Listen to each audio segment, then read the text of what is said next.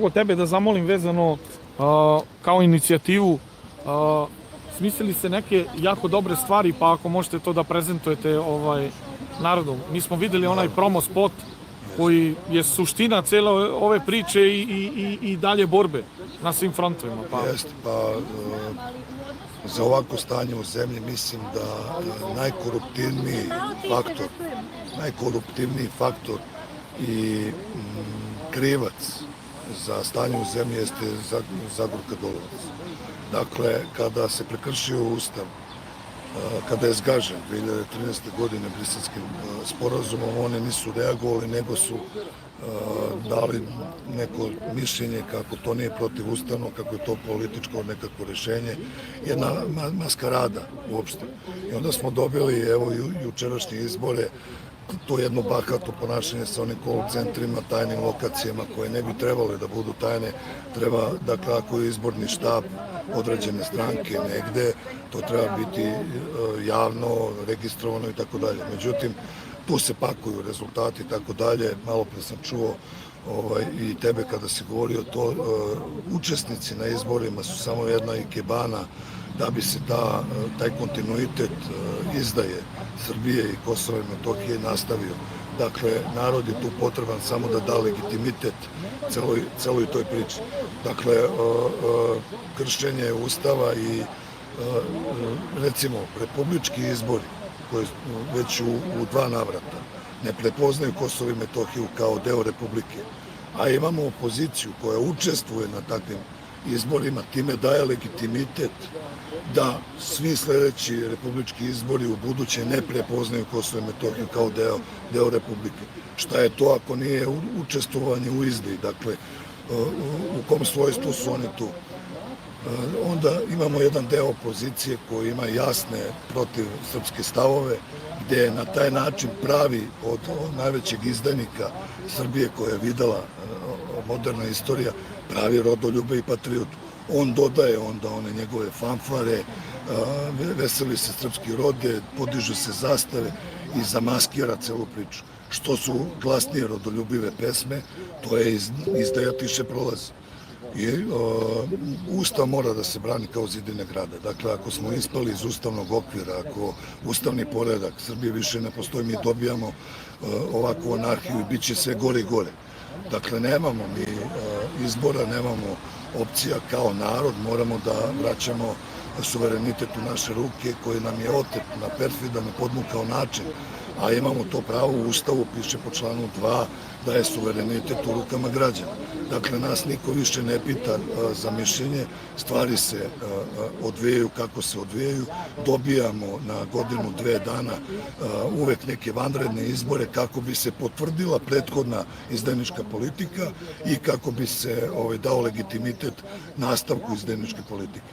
Mi smo pozvali, opet sad i javno ovde kod tebe, pozivamo sve poslanike da napuste izdajničku jazbinu koju su napravili od Narodne skupštine, da se pridruže odbrani Ustava Republike Srbije, to im je dužnost.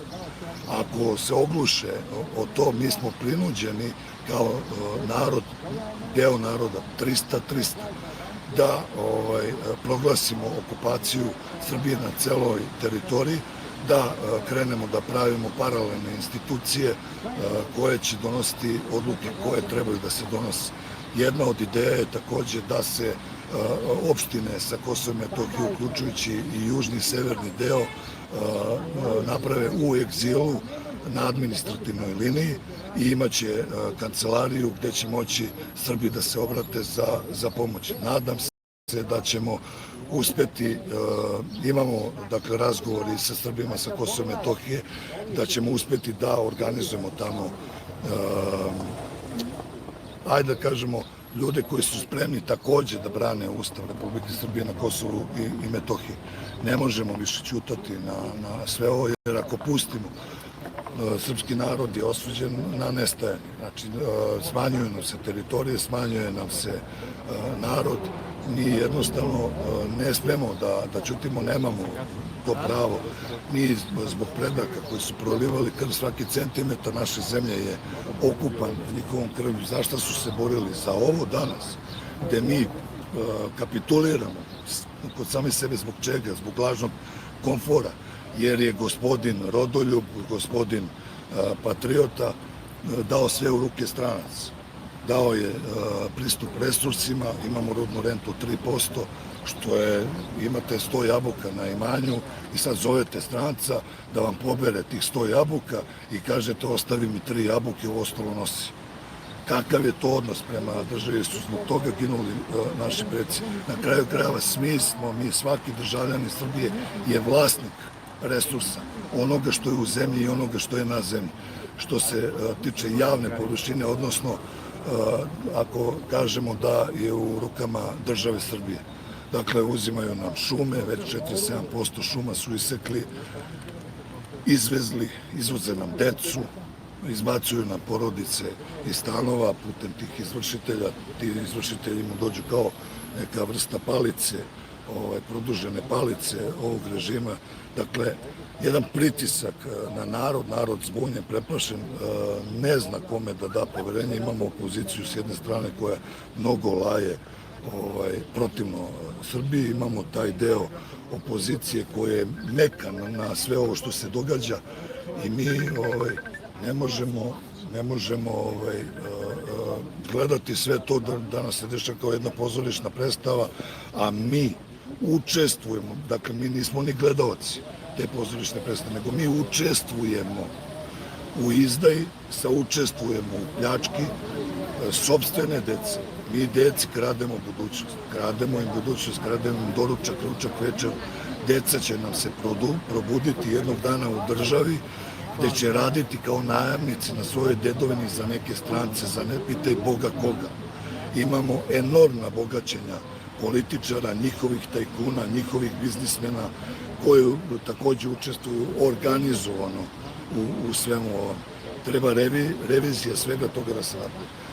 Ovim putem pozivam narod da se udruži pod jednu kapu koja se zove Ustav Republike Srbije.